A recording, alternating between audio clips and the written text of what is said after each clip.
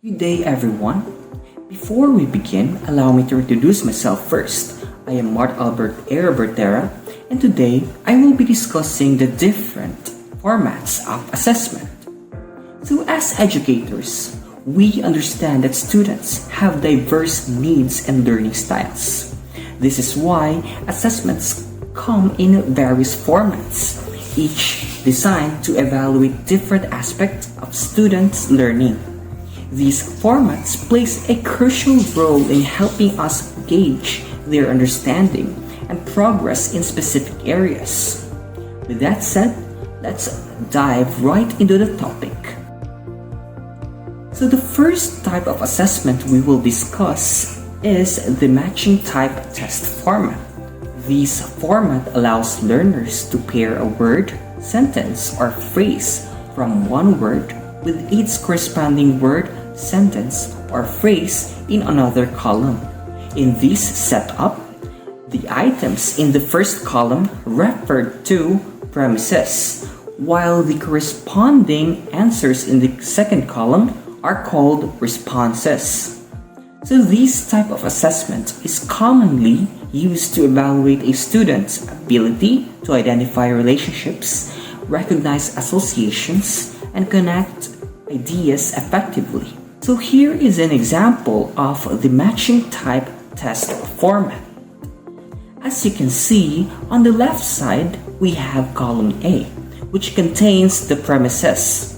These are the statements or descriptions that the learners need to match. On the right side, we have the column B, which contains the responses. These are the options that correspond to the premises. The goal is for students to correctly pair the items from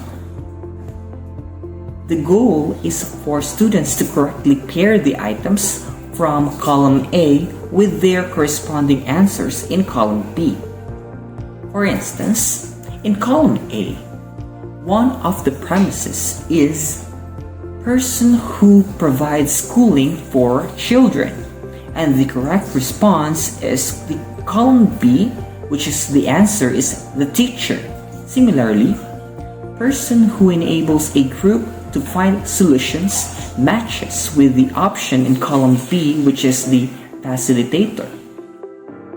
This format is effective for testing a student's ability to make logical connections, recognize definitions, and demonstrate understanding of key concepts. It is widely used in various subjects because of its straightforward design and versatility. When should we use matching type test items? First is for variety and engagement. The matching test item format is ideal for providing a change of pace, particularly during self-check activities and review sessions. It helps keep learners engaged while testing their knowledge in a more interactive way. Second is to assess relationships and associations. This format is especially effective when you want to measure a learner's ability to identify relationships or associations between similar items. It is great for evaluating knowledge of concepts, definitions, and connections within a topic. By using matching type test items strategically, you can enhance the learning experience and provide a balanced approach to assessment. Now let us proceed to the construction guideline. First is to provide clear two-part directions. Ensure the instructions at the beginning of the question are clear and concise. These directions should include how to make the match, explain the mechanics of how students will connect the premises with the responses. Second is the basis for matching. Specify the criteria or rules for pairing items correctly. For example, for the exercise shown earlier, the direction could be drag each career name in column B to the best definition in column A. No items may be used more than once. Second construction guidelines is maintain parallel content. Ensure that the content within a single matching test item follows a consistent approach. For example, use all terms and their definitions, or all principles and the scenarios to which they apply. Consistency makes the test more structured and easier to follow. Third one, use plausible answers. All responses in column B should be logical and credible options for the premises in column A. Avoid including obvious giveaway answers, as these can reduce the reliability of the test.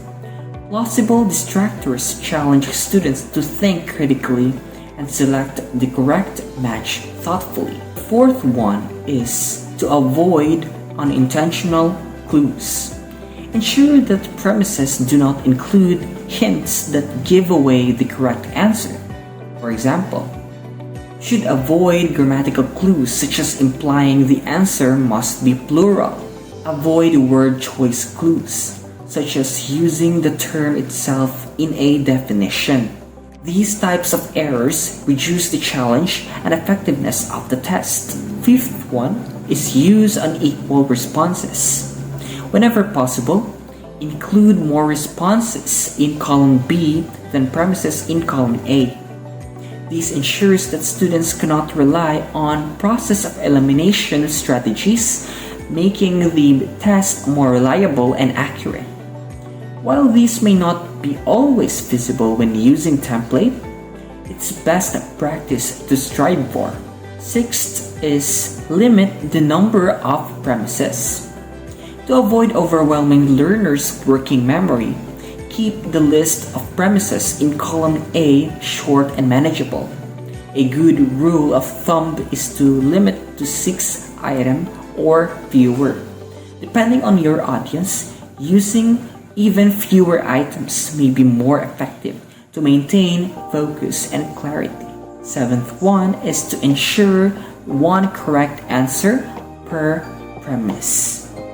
Each premise should have only one correct response. While this seems obvious, it's essential to triple check your work to ensure that no response could fit more than one premise. This step guarantees the accuracy and reliability of the test. The second format of assessment is the constructed response test, or also known as supply type test. Constructed response type test, or supply type test, are open-ended questions that require students to formulate their own answers instead of choosing from predefined options. This format encourages learners to apply their knowledge, demonstrate understanding, and utilize critical thinking skills to articulate their responses. It's a powerful tool for assessing deeper learning and ability to express ideas clearly and coherently. Now let us proceed to the objective supply type test, which is the completion and short answer. The objective supply type test requires learners to generate their own responses to a question or prompt rather than simply choosing from pre-provided options. These items differ based on the structure of the response expected from the learner. The two main variants within these format are: first, completion type, which is also called gap filling. This requires learners to fill in missing words, phrases, or information within a given statement or passage. The second one is short answer type. In this format, learners provide brief, direct answers to a question, often requiring concise explanations or specific details. Now, let us proceed to the completion type or gap filling. The completion type or gap filling test format consists of stimulus such as a question or problem. that sets the context, and a response that specifies what the learner needs to construct or provide. The test item typically features an incomplete statement with a blank space, and the learner's task is to fill in the blank with a word, symbol, numeral, or phrase that completes the statement. The two common variations of this format are: first is fill in the blank, whereas the learners are required to fill in the missing information. Second one is closed test, which is a type of gap filling where words are removed from a passage and learners must use their understanding of the text to fill in the gaps. Now let us proceed to the fill in the blank test. The fill in the blank test format presents students with a statement containing a blank space, and they are required to fill in with the most appropriate answer. This format primarily assesses the remembering level of Bloom's taxonomy, but when designed thoughtfully, it can also test the higher order thinking by requiring learners to recall and apply information in meaningful ways. The test typically consists of a stem, the statement or question, and a blank space where students must provide the correct answer. So as you can see in this table, it illustrates the structure of complete type test item. This table illustrates the structure of complete type test items, which consists of two main parts. First is stimulus, an incomplete statement or problem that serves as the prompt, such as definition, a contextual sentence, or a math problem. Second one is the response, the correct answer provided by the learner, which can be single word, phrase, numeral, or a symbol. Now let us proceed to the closed test. The closed test is a format where students fill in multiple gaps, usually more than two, within a given passage, with the number of blanks depending on the learning objective. Also known as the close deletion test. This format assesses the learner's ability to understand context and recall relevant information, which is also known as the close deletion test. This format assesses the learner's ability to understand context and recall relevant information. The test consists of a passage, which is known as the close test. The test consists of a passage known as the close text, where specific words are removed, and the learner's task is to restore the missing words, demonstrating their comprehension and ability to use language in context. And now let's move on to the sample close test, which will be discussed in detail by Mr. Dean Mark Galiposo. Okay, so moving on to table 2, the sample close test. So as you can see on the screen, that is the sample of close test. So the next slide is the development of the close test. So now, research indicates that teachers at many elementary schools require their students to read books and materials that they often struggle to read. So this condition is largely based on the graded system, which assumes that all children learn all things at virtually the same time.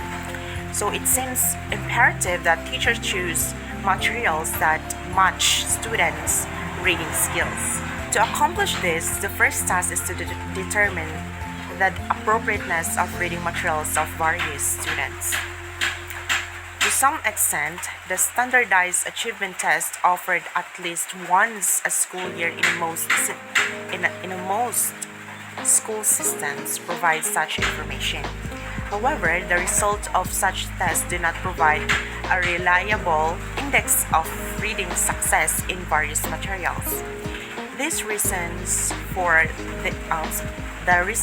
this are: first, achievement tests are based on limited samples. They cannot predict achievement accurately and specific materials that draw on varied concept sentence, patterns, etc. The second reason, achievement tests are most reliable in the middle ranges of achievements. They often mislead in measuring the achievements of those in lower reading ranges. Because standardized tests cannot accurately determine the suitability of given reading materials, many reading authorities suggest informal tests of involved materials, followed by the best test of reading skill relies on the student's ability or inability to read the given material.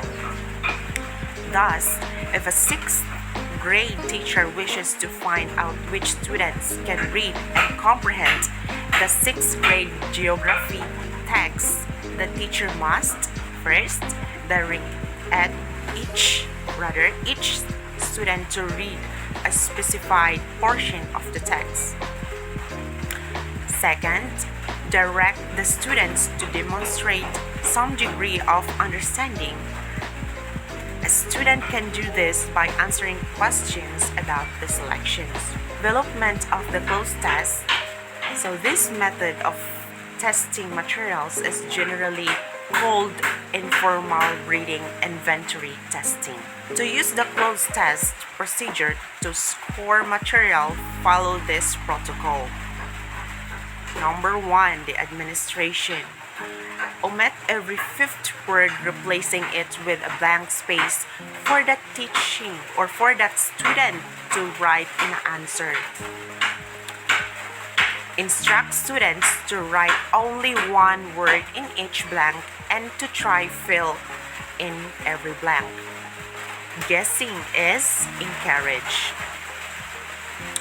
Advise students that you will not count misspellings as errors. Number 2, we have scoring.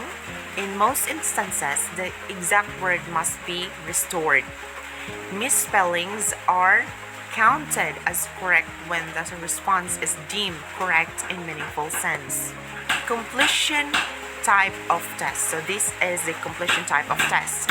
Completion or short answer type is alternative form of assessment because the examinee needs to supply or create the appropriateness words, symbols, or numbers to answer the question or complete a statement rather than selecting the answer from the given option.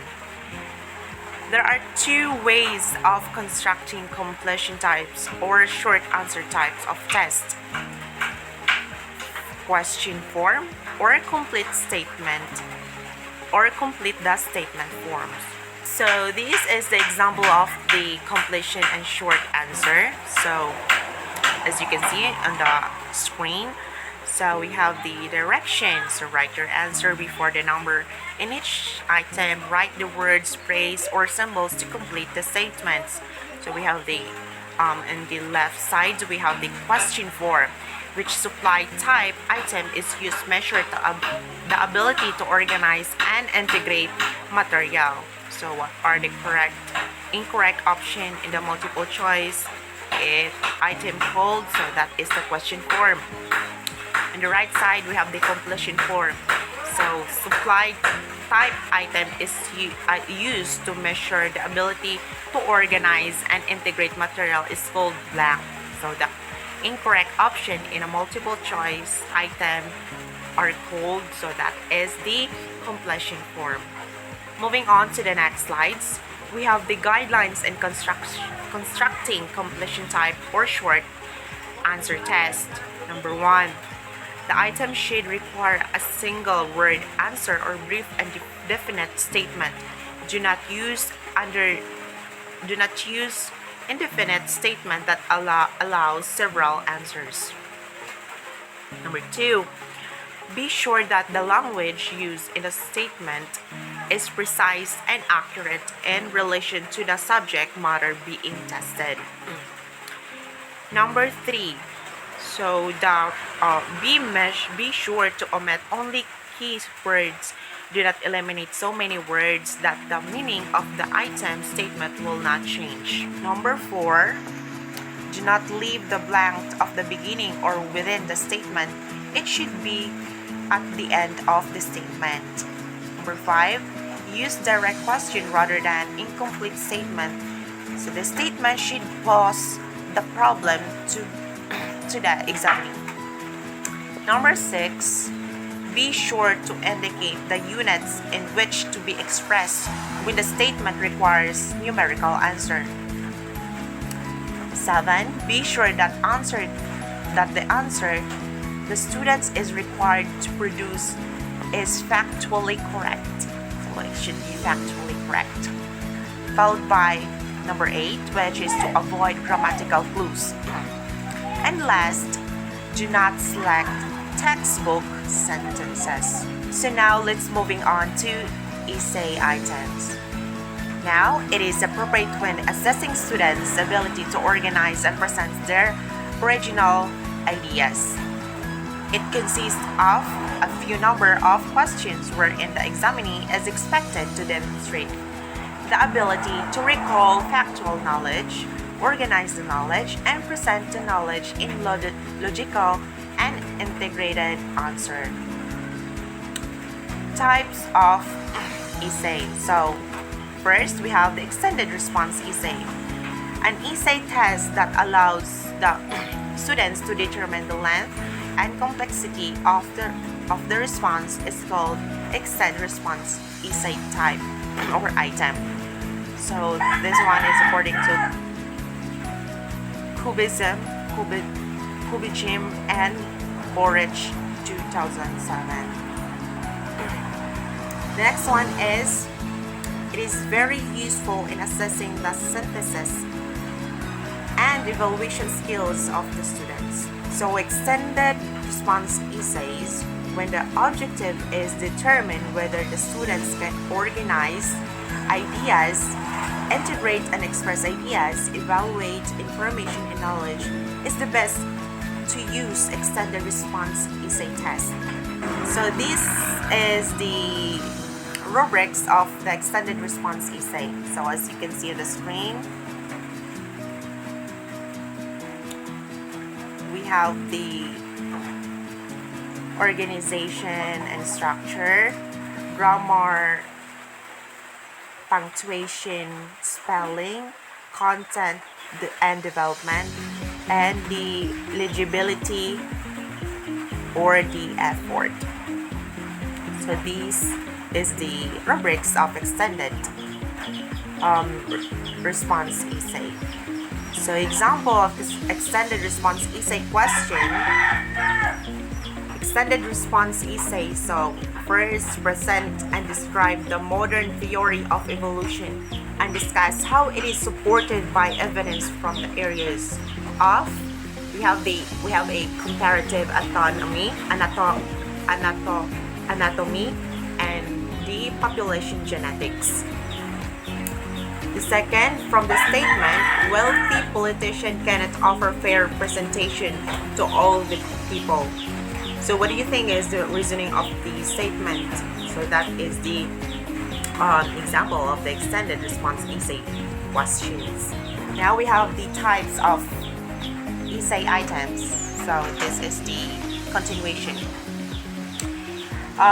B, we have the restricted response essay. So an essay item that places strict limits on both content and response given by students is called restricted response essay item. So in this type of essay, the content is usually restricted by the scope of the topic to be discussed, and the limitation on the form of the response is indicated in the question. So here is the restricted response essay rubrics. We have the content and development, organization and structure, grammar, punctuation, and spelling.